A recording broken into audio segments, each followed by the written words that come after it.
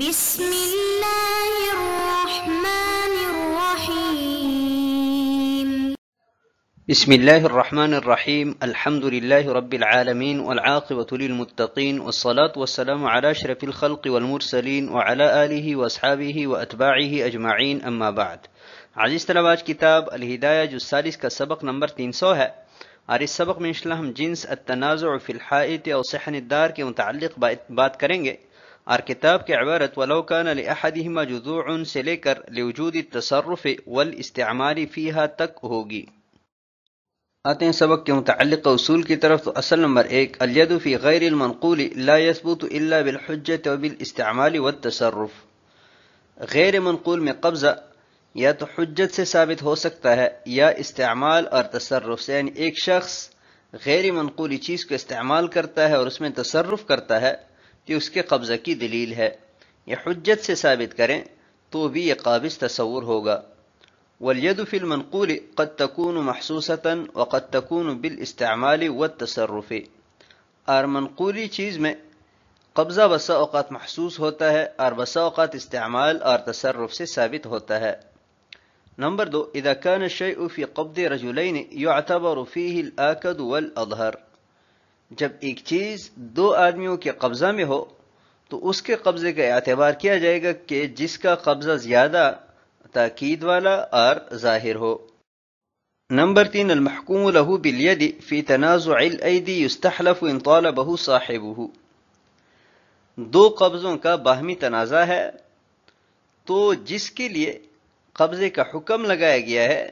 اگر اس کا صاحب قسم کا مطالبہ کریں تو اس سے قسم لی جائے گی۔ فَإِنْ حَلَفَ فَبِهَا وَإِلَّا يُقْضَى لِصَاحِبِهِ بِالنُّقُولِ۔ پس اگر قسم اٹھا لی پھر تو ٹھیک ہے، اس کے حق میں فیصلہ ہو جائے گا، مگر نہ اس کا جو صاحب ہے نقول کے ذریعے اس کے لیے فیصلہ کر دیا جائے گا۔ نمبر 4، الظاہر یصلح للتقریر لا للتغییر۔ کہ ظاہر جو ہے یہ ثابت کرنے کے لیے تو درست ہے لیکن تغییر کے لیے درست نہیں ہے۔ نمبر 5، الزیادۃ من جنس الحجت لا یجب زیادۃ الاستحقاق۔ جنس حجت میں زیادتی جو ہے یہ استحقاق میں زیادتی کو ثابت نہیں کرتا۔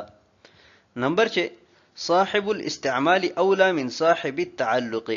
ایک شخص ایک چیز استعمال کر رہا ہے اور دوسرے کا اس کے ساتھ تعلق ہے تو جو صاحب استعمال ہے وہ مقدم ہے صاحب تعلق سے۔ آتے ہیں فصول کی طرف۔ تو جنس التنازع فی صحن الدار، دار کے صحن میں اختلاف ہے تو دونوں کے مابین کس اعتبار سے تقسیم ہوگی، تب استعمال اور تصرف کو دیکھا جائے گا۔ تو اس دار کے 11 کمروں میں سے 10 کمرے ایک شخص کے قبضہ میں ہیں اور ایک کمرہ دوسرے کے قبضہ میں ہیں، تو یہ صحن جو ہے دونوں کے مابین نصف نصف شریک ہوگا، اس لیے کہ استعمال کے اعتبار سے دونوں برابر ہیں، دونوں وہاں سے گزرتے ہیں، دونوں وہاں سے پانی گزارتے ہیں، لکڑی وغیرہ اور جتنے کام کاج ہوتے ہیں صحن میں مشترکہ طور پر کرتے ہیں، تو استعمال اور تصرف کے اعتبار سے چونکہ دونوں برابر ہے اس وجہ سے دونوں کے مابین نصف نصف کا فیصلہ کیا جائے گا۔ آتے ہیں کتاب کی عبارت کی طرف۔ قال ولو كان لأحدهما جذوع وللآخر اتصال فالأول أولى۔ اور اگر دونوں میں سے ایک کے لیے شہتیر ہو اور دوسرے کے لیے اتصال ہو تو پہلا مقدم ہے۔ ويروى أن الثاني أولى۔ اور روایت کی جاتی ہے کہ دوسرا مقدم ہے۔ وجہ الاول ان لصاحب الجذوع التصرف، کہ شہتیر والی کے لیے تصرف ہے، ولصاحب الاتصال الید، اور صاحب اتصال کے لیے قبضہ ہے، والتصرف اقوى من الید، اور تصرف کرنا قبضہ سے اقوی ہے۔ ووجہ الثانی ان الحائطین بالاتصال یصیران کبناء واحد۔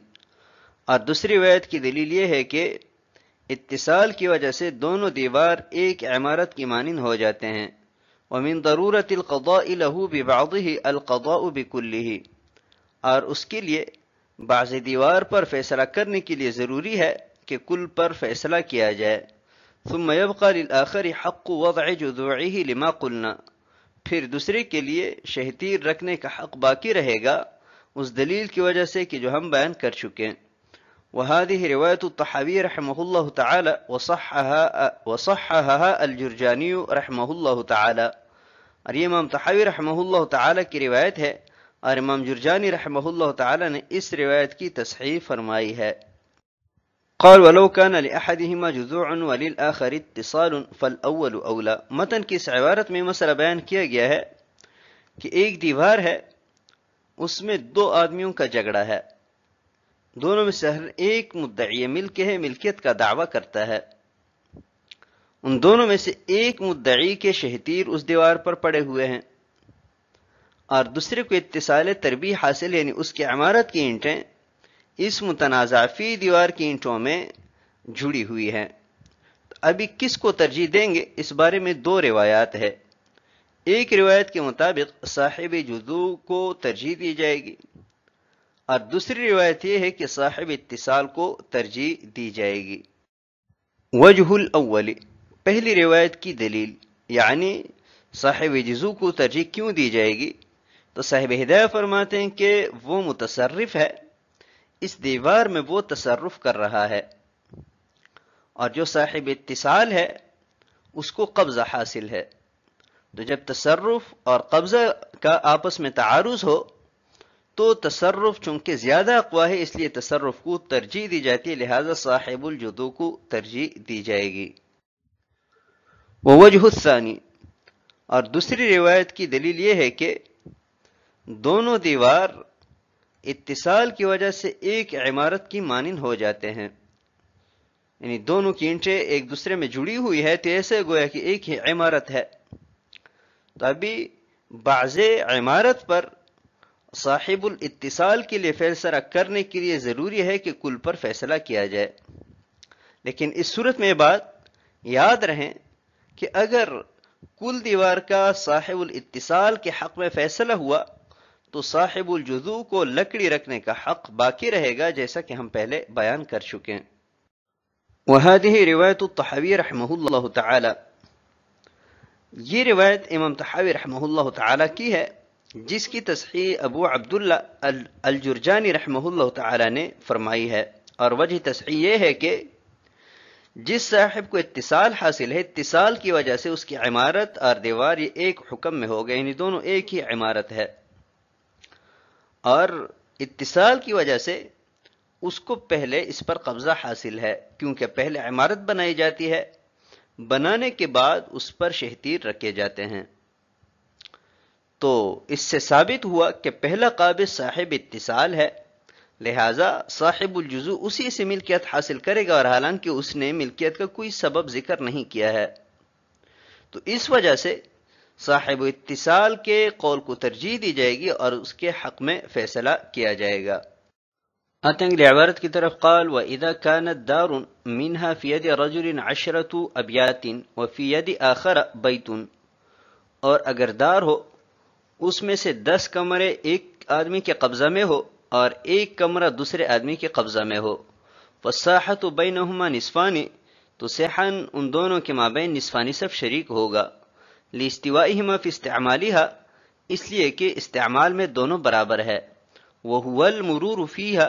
اور وہ استعمال اس میں گزرنا ہے۔ قال وَإِذَا ادَّعَى الرَّجُلَانِ أَرْضًا، اور اگر دو آدمی زمین پر دعویٰ کریں، یعنی يدعي كل واحد منهما أنها في يده، یعنی دونوں میں سے ہر ایک یہ دعویٰ کرتا ہے کہ وہ اس کے قبضہ میں ہیں، لم يقضى أنها في يد واحد منهما، فیصلہ نہیں کیا جائے گا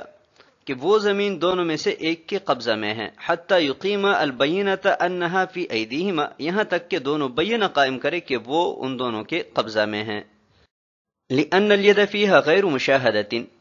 اس لیے کہ زمین میں قبضہ غیر مشاہد ہے، لتعذر احضارها،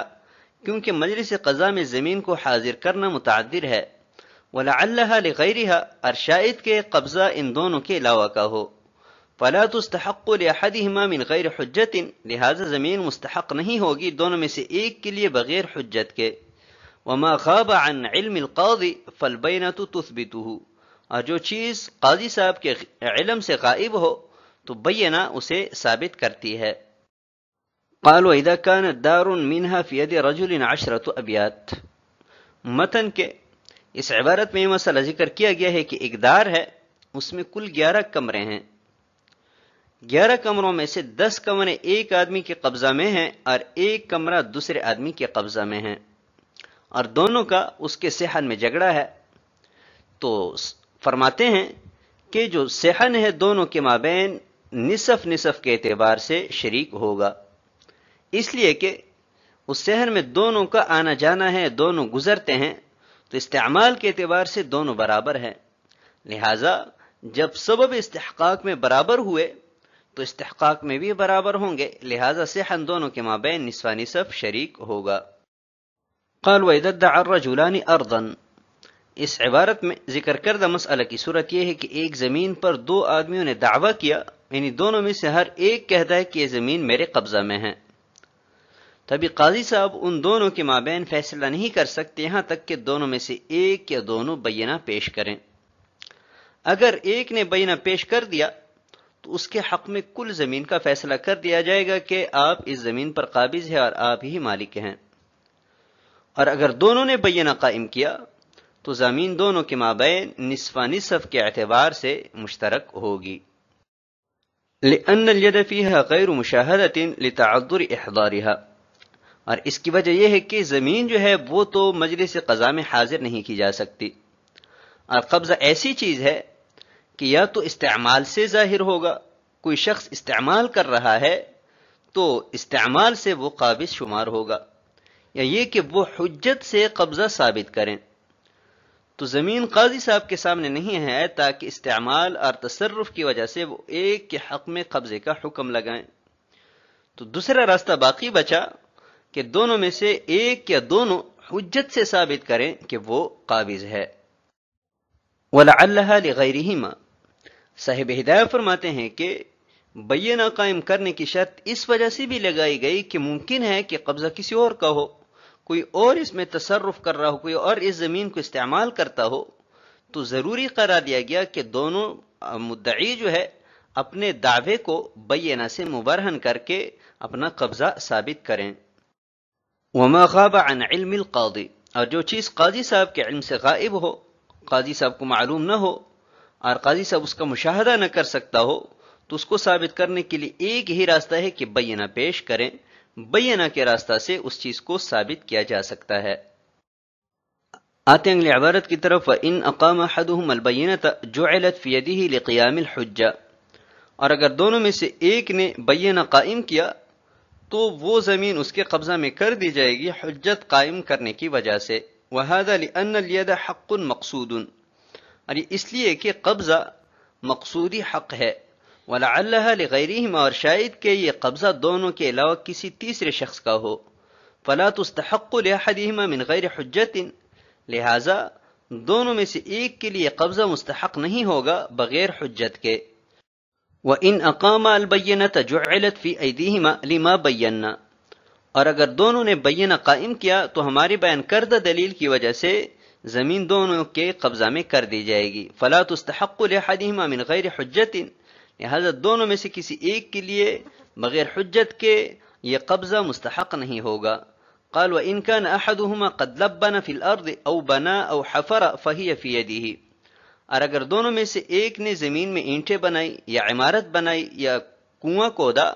تو وہ اس کے قبضہ میں ہوگی، لوجود التصرف والاستعمال فيها، اس میں تصرف اور استعمال کی وجہ سے، واللہ تعالی اعلم بالصواب۔ وَإِنْ أَقَامَ أَحَدُهُمَا الْبَيِّنَةَ، اس عبارت پر ہم پہلے بات کر چکے ہیں کہ زمین میں قبضہ چونکہ غیر مشاہدہ ہے تو ممکن ہے کہ کسی اور کا قبضہ ہو، لہٰذا دونوں کے لیے قبضہ ثابت کرنے کے لیے ضروری ہوگا کہ وہ بینہ پیش کریں۔ پھر اگر ایک نے بینہ پیش کر دیا تو اس کے حق میں قبضہ کا فیصلہ کر دیا جائے گا، اور اگر دونوں نے بینہ پیش کر دیا تو دونوں بینہ کے اعتبار سے چونکہ برابر ہے اس لیے دونوں کے حق میں قبضہ کا فیصلہ کر دیا جائے گا۔ قال وَإِنْ كَانَ أَحَدُهُمَا قَدْ لَبَّنَ فِي الْأَرْضِ، اور اگر دونوں میں سے ایک نے اس زمین میں تصرف کیا ہے، یہ زمین اس کے استعمال میں ہے، تو اس کے حق میں فیصلہ کر دیا جائے گا۔ مثلا اس زمین میں اینٹیں بنائی ہے یا کوئی عمارت بنائی ہے یا کنواں کھدوایا ہے، تو یہ تصرف کرنا اور زمین کو استعمال کرنا اس کی ملکیت کی دلیل ہے، لہٰذا تصرف اور استعمال کے پائے جانے کی وجہ سے اس کے حق میں ملکیت اور قبضے کا فیصلہ کر دیا جائے گا۔ تو آج کے سبق کو ہم اسی پر ختم کرتے ہیں۔ والسلام علیکم ورحمۃ اللہ وبرکاتہ۔